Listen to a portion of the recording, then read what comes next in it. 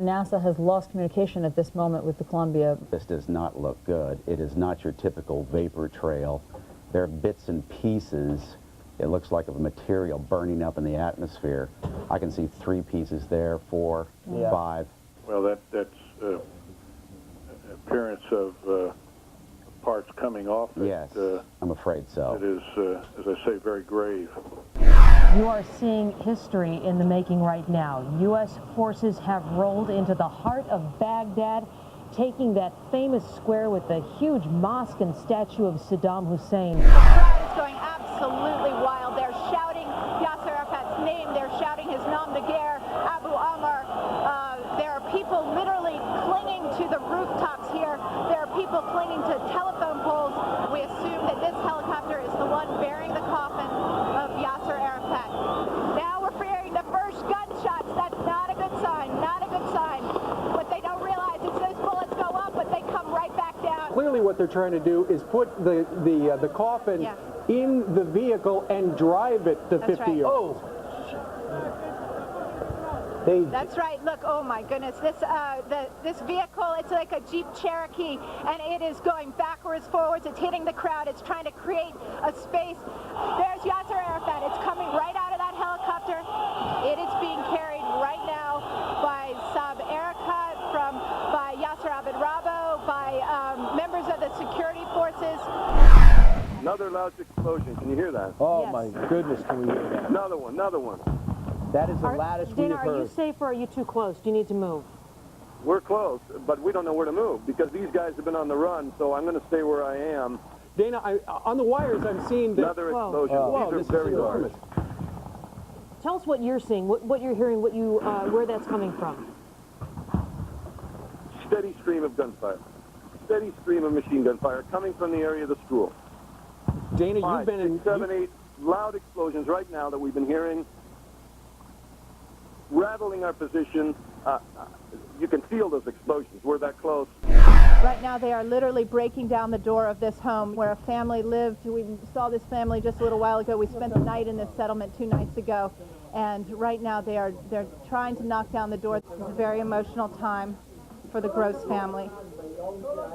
Haim, I know, Haim, I know. We're live right now. If you want, I know. I'm sorry. This is... Listen, our family was murdered. That was my Bahar up there. That's my firstborn son who was murdered in cold blood up there. That's their aunt and uncle over there who were murdered in cold blood, and now they're taking their houses away. The United States has conducted an operation that killed Osama bin Laden, the leader of al-Qaeda, and a terrorist who's responsible for the murder of thousands of innocent men, women, and children. Huge breaking news happening overnight. The most wanted man in the world is dead. In a late-night news conference, President Obama announces that a U.S. Navy SEAL team killed Osama bin Laden. And get this, he wasn't found in a prehistoric cave, as many of us had suspected. This was the scene last night outside of the White House. Droves of people filling the streets, chanting USA, USA, as you've just heard, and waving proudly American flags. You see it right there at Ground Zero, people singing God Bless America, as hundreds more broke out into cheers and waving American flags at the site where the Twin Towers once stood. Now, this was the crowd at the Mets-Phillies game. They went wild when they got word of bin Laden's death. The entire stadium chanting USA. Fans could be seen all over the stadium, checking their phones, sharing the news, just completely enjoying taking in this moment. Well, good morning, Heather and Antoine. You can see the crowd gathered behind me. They've been out here since last night, and they are fired up to save the lease after President Obama made the announcement about the capture and the death of Osama bin Laden. You can hear the chanting, USA, USA. That has been the chant since last night. Hundreds, thousands of people gathered here right outside, right in the shadow of Ground Zero. This is Good Day Early Call from the most powerful name in local news, Fox 5 News. We're following breaking news this morning out of Japan. An 8.9 magnitude earthquake hits the area, spawning a 13-foot tsunami. It is Japan's strongest earthquake ever. Good morning, everyone. I'm Carolyn Gussoff. Busy news day. Yeah, 4:30 on this Friday, March 11th. Thanks for joining us on Good Day Early Call.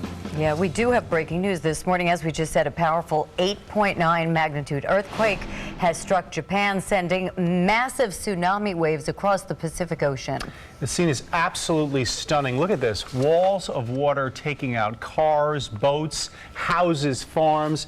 Look at these fires breaking out at power plants, and people are running to safety. The epicenter of the massive quake was off the northeast coast, about 240 miles from the capital of Tokyo.